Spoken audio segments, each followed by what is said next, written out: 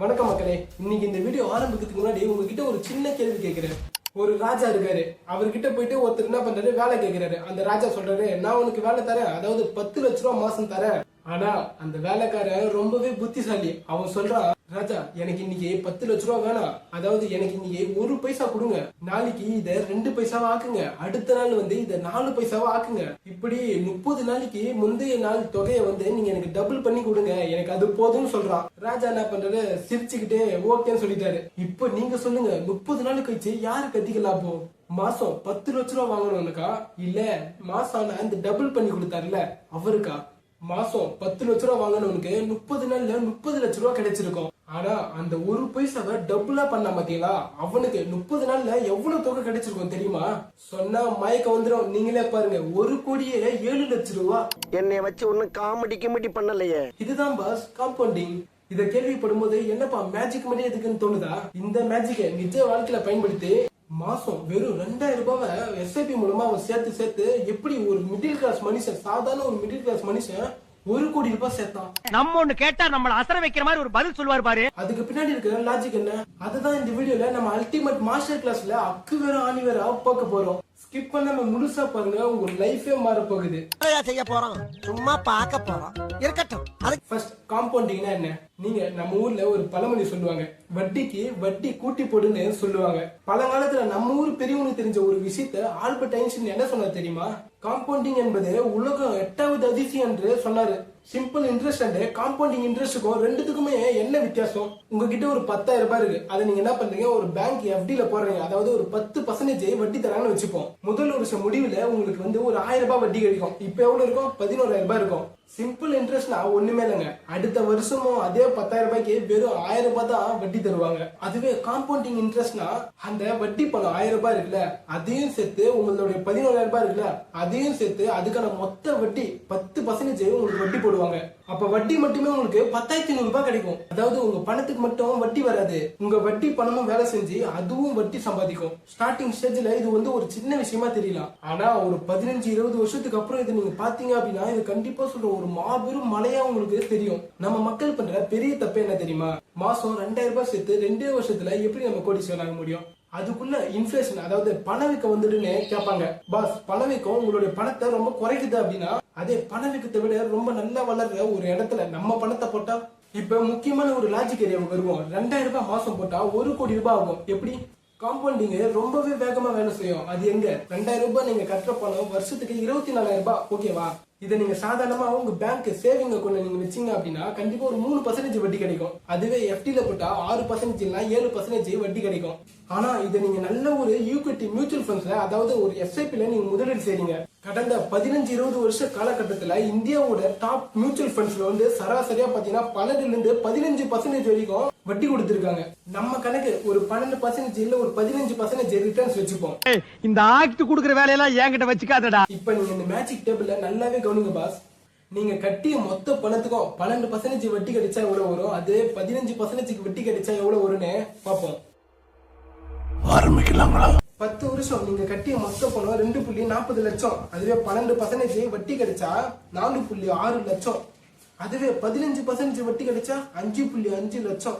இப்ப 20 வருஷம் நீங்க கட்டிய மொத்த பணம் 4.80 லட்சம். அதுவே 12% வட்டி கிடைச்சா 19.9 லட்சம். அதுவே 15% வட்டி கிடைச்சா 30.3 லட்சம். இப்ப நீங்க 25 வருஷம் நீங்க கட்டிய மொத்த பணமும் 6 லட்சம். 12% வட்டி கிடைச்சா 37.9 லட்சம். அதுவே 15% வட்டி கிடைச்சா 65.7 லட்சம். சரி, இப்ப நீங்க 30 வருஷம் நீங்க கட்டிய மொத்த பணம் 7.20 லட்சம். 12% வட்டி கிடைச்சா 70.6 லட்சம். அதுவே இங்க பாருங்க, 15% வட்டி கிடைச்சா 1,40 லட்சம். இங்கதான் நீங்க கண்ணு திறந்து பார்க்கணும் பாஸ். ஏன்னா நீங்க 20 வருஷத்துல கட்டின பணம் வெறும் 4.8 லட்சம் தான். அதுவே உங்க கைக்கு வர்றது 15% பார்த்தா 30 லட்சம் ரூபா.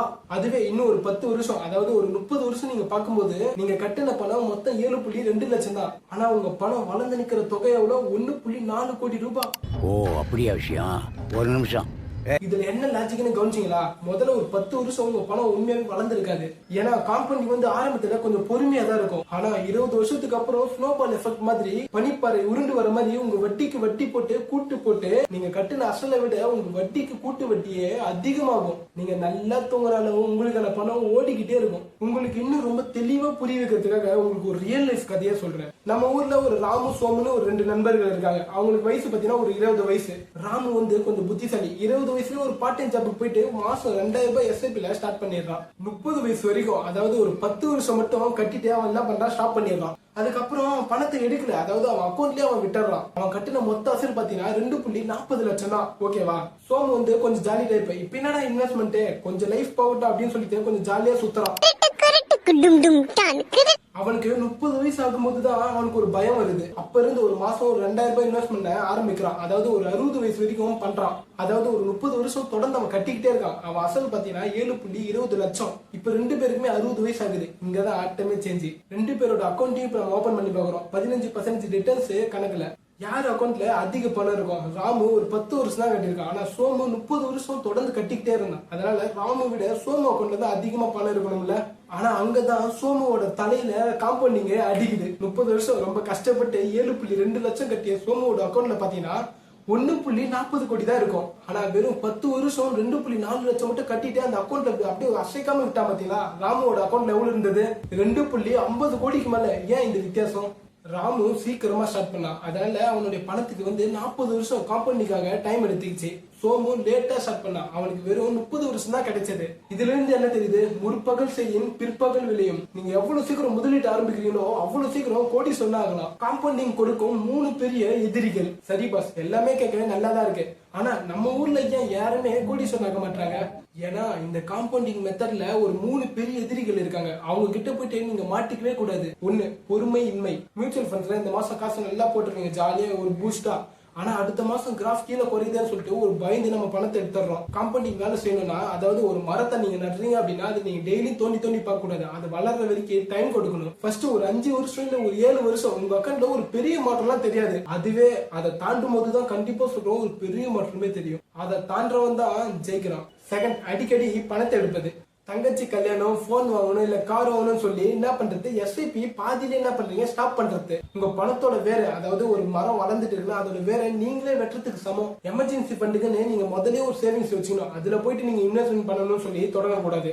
Third, delay.